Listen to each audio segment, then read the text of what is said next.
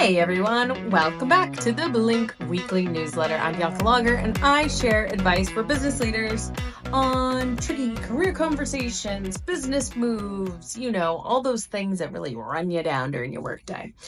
So we get a weekly submission that I answer pretty much live. I read through it like maybe once. But for the most part, I'm just sort of reacting to these questions and giving my best advice on how to navigate through it. If you're interested in why I'm the person giving advice on this kind of stuff, reach out to either my LinkedIn or go to my website, check out my work history. But essentially, I ran a company for a long time. I managed a lot of people. People kind of like my advice. So here we go. Hi, I'm not sure how to write this without sounding whiny, but here goes. No one appreciates me at work. I work at a relatively small company, around 60 people. I started working here 6 years ago when there was just about a dozen of us. And for the first 3 years, I was promoted as we grew. But for the last 3 years, I feel like I'm stuck doing everything for everyone, and there's been no recognition or raise or title change. I basically have a manager title, even though I do a hybrid of things, admin, tax stuff, HR, client support, so much more. You name it, I do it. I feel taken advantage of, but I'm not sure how to bring this up. I feel like I might cry if I do, because for the most part, I really like my coworkers, and I have a ton of flexibility and autonomy, so most days I convince myself that it's not that bad. I just hate the idea of begging for more money or to be appreciated. Is there a way I can bring this up without feeling like a whiny little baby? Thanks for any help.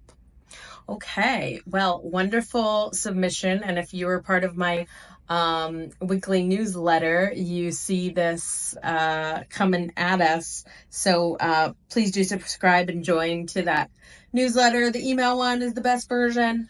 Gives you a little bit more than just the LinkedIn newsletter version, but not for nothing.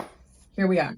Okay, so first and foremost, to this letter writer, super common in small businesses. Like in the early days, everybody's doing everything, and I'm going to go ahead and be gendered here, but I'm going to guess that you're a woman, because women are doers, and a lot of times we take on tasks and we kind of act as like the catch-all, and it's just a really common thing. And so you probably have been the person at the company that, is just sort of taking care of everybody, nurtured the company, so to speak. And it's really exciting, that growth and its opportunity for you, and that's wonderful. But now you kind of have become just the person who does everything and doesn't complain. And it will continue to be that way if you don't complain. You know that you need to talk about this with your bosses. Like there's really nothing else that I can tell you there. You probably work directly with the CEO or the owner of the company, so you know that you do need to bring this up. The words that you use and how you say it, there is the traditional advice that you can go, and there's about 1 million TikToks that you can watch that kind of can give you a good script. But it goes something like, here's my business case for why I deserve a raise, a title, a promotion, whatever else. So in that same vein, I think a couple things for you. One, I think you're burnt out. I think that you are having trouble just kind of being in a situation that happened to you rather than you strategized for in your career and went for. And it can be overwhelming. And there's that kind of task switching is really chaotic, and you need a break. You probably need a break. I would also say, for your own good, you need to start picking a lane.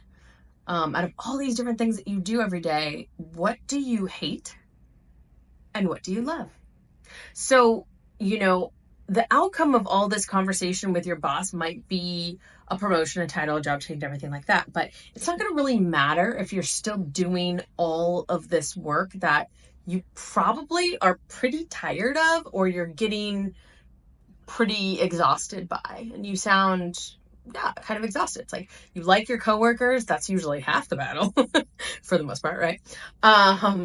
So if it's the work that you're doing is just too much and nobody seems to kind of like really like appreciate you for the work that you're doing, then it probably feels really more strenuous than it used to, because you're doing stuff that you just like you're bored. You don't like it anymore. And it's a really hard thing to admit, and it's a really hard thing to kind of clock for yourself, right?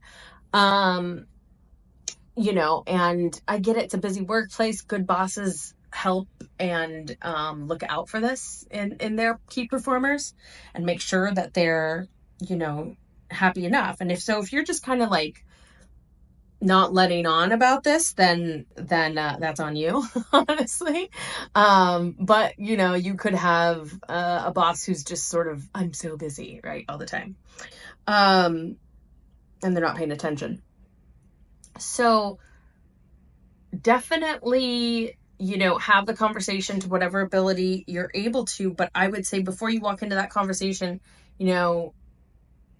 don't worry so much. I guess what I'm saying is like, don't worry so much on the outcome. Like, I'm going to get this specific business title and I'm building the case and I've made you X amount of money and blah, blah, blah. Like, that's helpful and doable, and tracking the things that you do and your performance. I'm guessing there's no performance reviews. There never is at companies as small. I shouldn't say never, but a lot of times there isn't.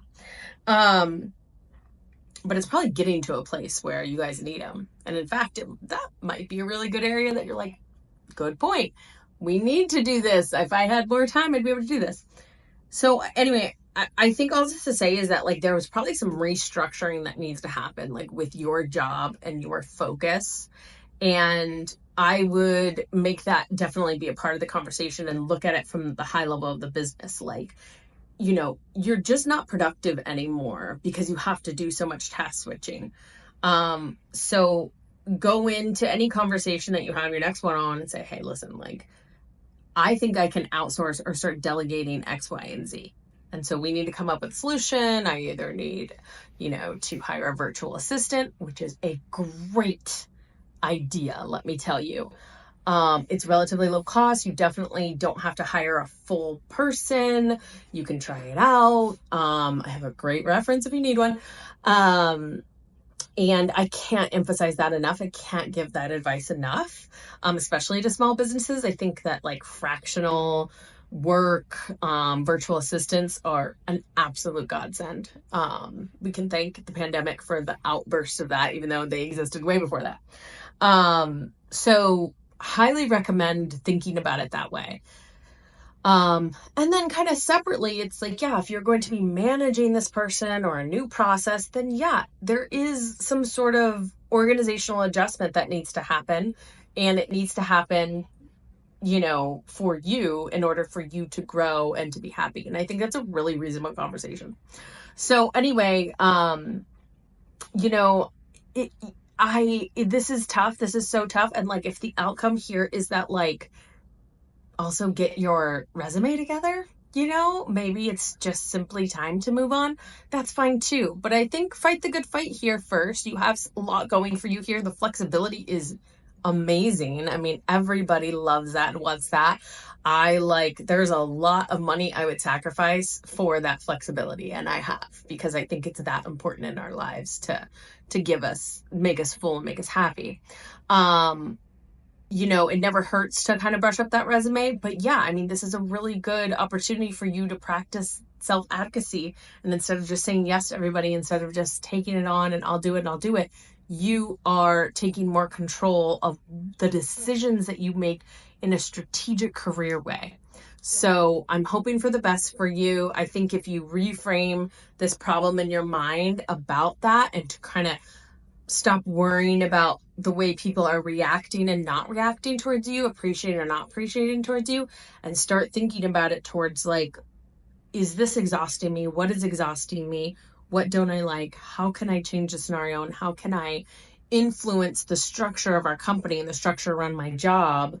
And that's what's great about a small business too, is that you can kind of walk into the CEO's office and be like, let's just do something else. So take advantage of that, and good luck to you. Again, if you want a virtual assistant reference, that one for you. All right, guys, thanks for joining. I will see you next week. Ta-ta.